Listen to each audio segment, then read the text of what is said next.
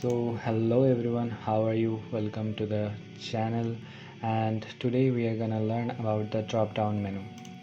So we can see that the Insta and Facebook tab bar is already filled, so we are gonna create a new tab,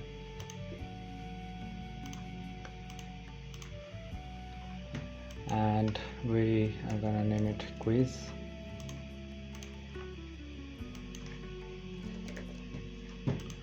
So as you can see that we are learning everything with example. Also we will learn this drop down option, that how it works, what is this, everything with an example.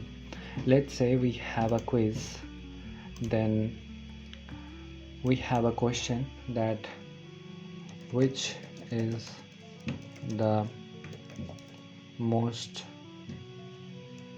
which animal is tallest.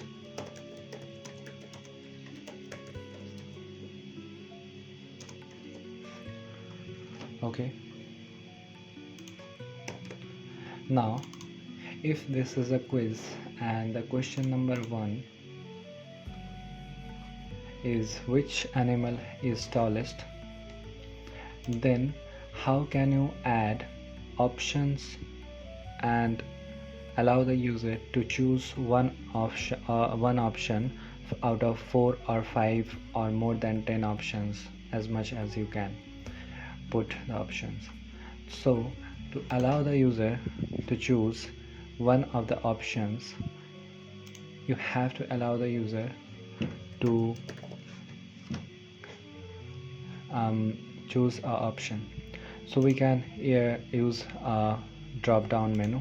Simply on click here, the user will able to see the options. You can give option 1 like elephant, the second ant, and then giraffe, etc., or dinosaurs.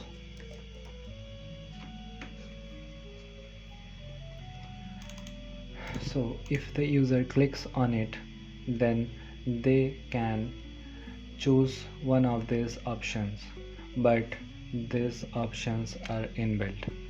If you are creating a quiz app, then obviously the user should be able to create a new question with their new options, and the options from the drop down menu doesn't appear dynamic. So how can you make dynamic? If you are using a quiz app and you only want to allow the admin only up to 4 options, then you can take 4 options from widget state variable.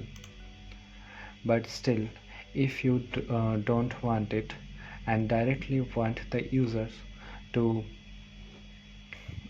put as many options as they can, then you can directly choose, like if you are posting something, a quiz, and you have answers options, and this is a list of string, then what we can do, we can simply allow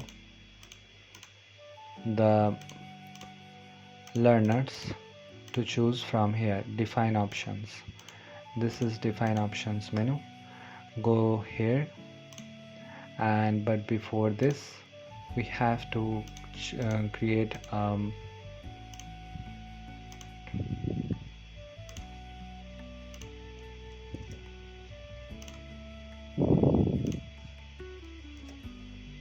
query collection of posts,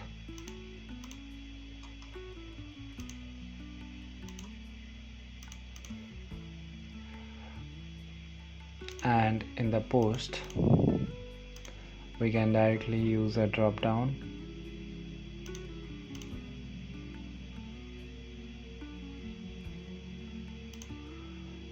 So we are using this for learning purposes, so currently we can ignore this.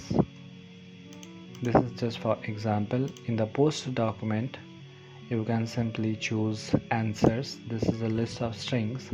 What does that mean?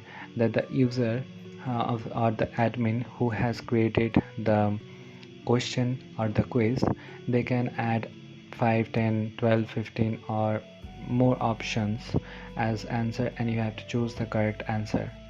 Even if they don't have 4 options, um, if they have only 2 options, then the drop down will contain only 2 options, and the 4 option filling will not be mandatory. So keep this to document properties to know further changes, and that's it. Also, you get initial option value. That means what will be the initial option value. If you want that the answer the first index should be the initial value, then you can use item and index first, default variable value 0, and that's it. This is not mandatory. Initial option value is optional always.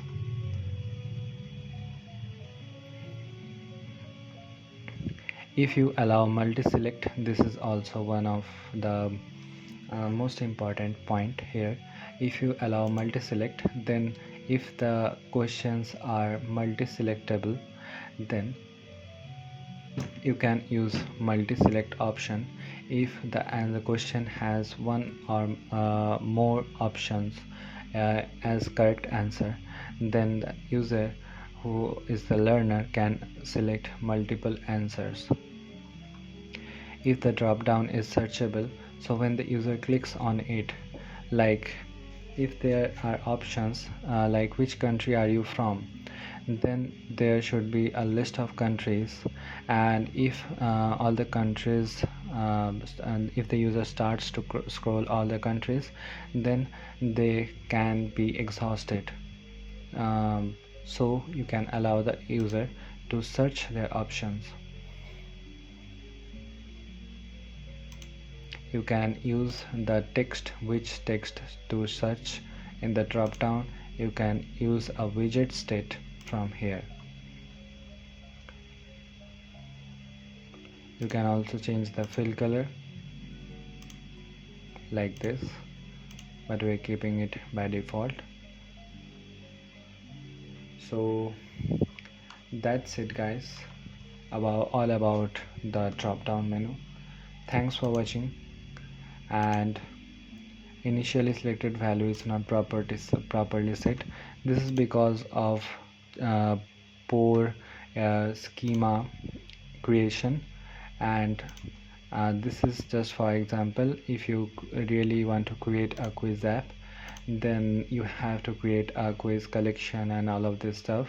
If you want a basic understanding of how to create a project, then you can check our most advanced series about FlutterFlow, that how to create a social media application in the available on this YouTube channel for free.